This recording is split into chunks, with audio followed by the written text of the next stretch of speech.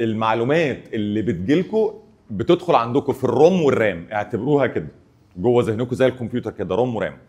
وبعدين في ناس هتهتم بمجالات فتبدا تتخصص فيها، وفي ناس هتفضل تايهه شويه وبيحركها الاوبورتيونيتي. انا جالي اوبورتيونيتي في ريل استيت فبقيت كاستمر سيرفيس او كول سنتر او تيلي سيلز ايا كان المسمى. جالي شغلانه ثانيه بزنس اناليست، فانا هروح عشان انا دي الاوبورتيونيتي اللي جات لي. عايز اشتغل في شركه فجات لي اوبورتيونيتي في بنك، حد يا بنتي يفوت فرصه زي دي فتلاقي نفسك رحت اشتغلتي في بنك. فاللي بيحصل لكم ايه؟ انتوا دلوقتي بتجمعوا خبرات لحد ما يجي لكم وقت معين، والخبره بتاعتك دي زي التمثال كده انت عايز تنحتها. بعد ما بتنحت التمثال بتاعك اللي هو متمثل في خبرتك، انت محتاج تنشفه يبقى تمثال جامد. الخبرات الحياتيه هي اللي هتديلكم ان التمثال ده يبقى صلب ما يتكسرش بسهوله. فانتوا لسه عندكم وقت. نصيحتي ليك ما تقفلش على نفسك مجال في المرحله اللي انت فيها. ما تجيب كتاب افتحه من اخره، ما تفتحوش من اوله. افتح واقرا الفهرست، هتلاقي فيه لاينز بولد لاينز كده على كل حاجه. شوف انت مهتم بايه النهارده، اقراه وافهمه واقفل الكتاب. بعد شويه ارجع له، هتلاقي نفسك بقيت مهتم بحاجه تانية جوه نفس الفهرست، وهكذا. جمعوا خبرات حياتيه على قد ما تقدروا في الفتره دي. الوقت ده وقتكم، ما تكسلش واقرا كويس وما تعديش تفاصيل.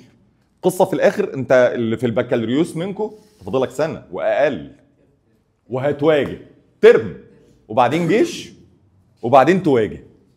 مفيش جيش يعني انت طالع لابس على طول ما شاء الله. لا انصحكم ما تفوتوش فرصه حاجه تتعلموها غير وتتعلموها. تجاره زي الفل، هتنزل محل انزل، تشتغل مصنع جميل، هتشتغلي شركه او تريننج في بنك روحي. عايز تتعلم ديجيتال ماركتنج، شوف الصفحات بتشتغل ازاي وافهموا يعني ايه استراتيجي. عايز تشتغل بزنس اناليست، هات الكتاب واقراه وروح IIBA، حاجه دي في الدقي اظن او حاجه زي كده، وشوفهم بيدوا سيرتيفيكتس شكلها ايه.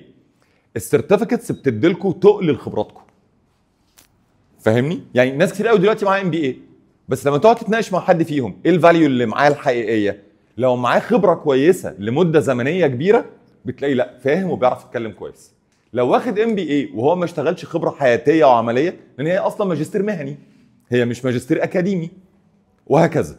فهتلاقوا البروجكت مانجمنت ده توبك ممتاز قوي جدا. البروجكت مانجمنت از توبك هايل، البيزنس اناليسيز هايل، الMBA طبعا كويسه بعد ما تنحطوا خبراتكم. ايا كان الشهاده اللي انتوا هتاخدوها في الفترات اللي جايه، حاول تاخد الشهاده وتطبقها عملي عشان تنحت خبرتك بشكل كويس. فمش مشكله ان انت متشتت، مش مهم ان انت مش عايزه تشتغلي في بنك. عادي جدا ان انت تلاقي ان الربط مش واضح قدامك دلوقتي.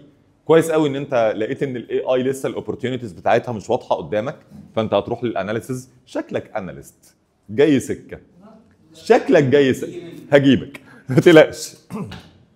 وانت ما تكملش في الريل استيت،